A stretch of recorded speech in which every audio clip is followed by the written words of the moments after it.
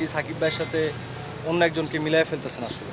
So সেইটা ঠিক কখনোই না, কারণ মানে ওনার মতো করে আসলে দুইটা ডিপার্টমেন্ট একই সাথে এভাবে করে হ্যান্ডেল করা, এটা মানে ওয়ার্ল্ড ক্রিকেটে রেয়ার একটা ব্যাপার আর কি। যে অনেক দিন পর আসলে সব মিলে প্রায় অলমোস্ট 4 বছর, সো সেইটা তো অনেক দিন ওয়েট করা লাগছে এবং যেখানেই খেলছি ভালো খেলতে হয়েছে, তারপর আসলে এই অপরচুনিটির জন্য ওয়েট করা এবং অপরচুনিটি ফাইনালি আসা। এখন উইকেট তো ভালোর দিকে, আসলে আমরা জিপিএল খেলতেছি ভালো উইকেটগুলোতে না। দেখেন আমরা প্রথম 2 ম্যাচ মানে হেরে যাওয়ার পর তো একটা স্বাভাবিকভাবেই ব্যাক অফ দ্য মাইন্ডে কাজ করতেছিল যে আমরা টাইটেল থেকে একটু পিছনের দিকে আসি। সো ওই সময়তে মোহামেডান একটানা ওরা সব ম্যাচ জিততেছিল। যখন প্রাইম ব্যাংক একটা ম্যাচ জিতলো মোহামেডানের সাথে, তখন আমাদের টার্গেট ছিল যে আমরা যদি প্রাইম ব্যাংককে হারাইতে পারি আমাদের জন্য একটা অপরচুনিটি ক্রিয়েট হবে। যদি শেষ ম্যাচ পর্যন্ত আমরা জিততে পারি, মোহামেডান আবাহনীর মধ্যে যে জিতবে হয়তো বা সে চ্যাম্পিয়ন হবে। সো অনেক কিছু ইকুয়েশন আছে এখানে, আমরা এগুলো নিয়ে অনেক কিছু চিন্তা করেছি। বাট এখন যদি আমরা পরের 2টা ম্যাচ জিততে পারি এবং তারপর আমাদের মোহামেডানের সাথে খেলা আছে, তারাও শক্ত প্রতিপক্ষ, তারাও এই টুর্নামেন্টে দারুণ খেলতেছে।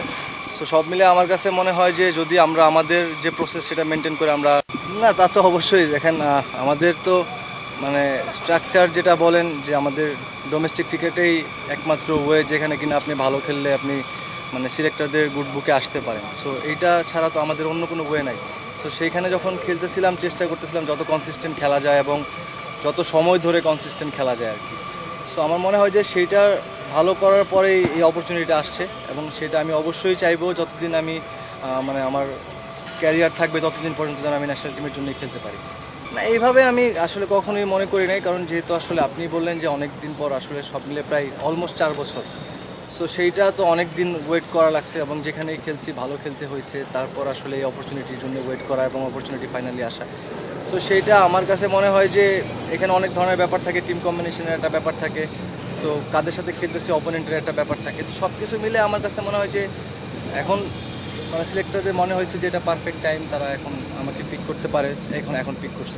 যখন সাকিব ভাই খেলে আপনি একটা এক্সট্রা ব্যাটসম্যান বা একটা এক্সট্রা বোলার আপনি খেলাইতে পারেন, উনি না থাকাতে এই অপরচুনিটি আমাদের জন্য কম। সো সেই ক্ষেত্রে যারা কিনা ওই রিপ্লেসমেন্টে যারা খেলতেছে তাদের জন্য প্রেশারটা অনেক বেশি, কারণ এটা আমাদের, আমি বলবো যে এটা আপনাদেরও একটু ইয়ে আছে যে আপনারা যখন মানে বলেন আর কি সাকিব ভাইয়ের সাথে অন্য একজনকে মিলাই ফেলতেছেন আসলে। সো সেইটা ঠিক কখনোই না, কারণ মানে ওনার মতো করে আসলে দুইটা ডিপার্টমেন্ট একই সাথে এভাবে করে হ্যান্ডেল করা, এটা মানে ওয়ার্ল্ড ক্রিকেটে রেয়ার একটা ব্যাপার আর কি। সো সেই জায়গা থেকে আমি বলবো যে যখন এই এক্সট্রা প্রেশারটা একটা প্লেয়ারের উপর চলে আসে তার জন্য পারফর্ম করা একটু ডিফিকাল্ট হয়ে যায়। আমার মনে হয় যে প্রত্যেকটা প্লেয়ারকে সেই স্পেসটা দেওয়া উচিত, তার জায়গা থেকে সেই ফ্রিডমটা দেওয়া এবং তাকে পারফর্ম করার জন্য আমাদের সবার মিলে মোটিভেট করা। না, এমন কিছু না আসলে, এটা তো আমি এর আগেও ক্লিয়ার করেছি যে একটা সময় থেকে শুরু করে আমরা অনেক দিন, এমন না যে মানে 2-1টা ম্যাচের জন্য, অনেক ম্যাচের জন্য আমরা একসাথে 3-4 জন অলরাউন্ডার খেলেছি বাংলাদেশ টিমে।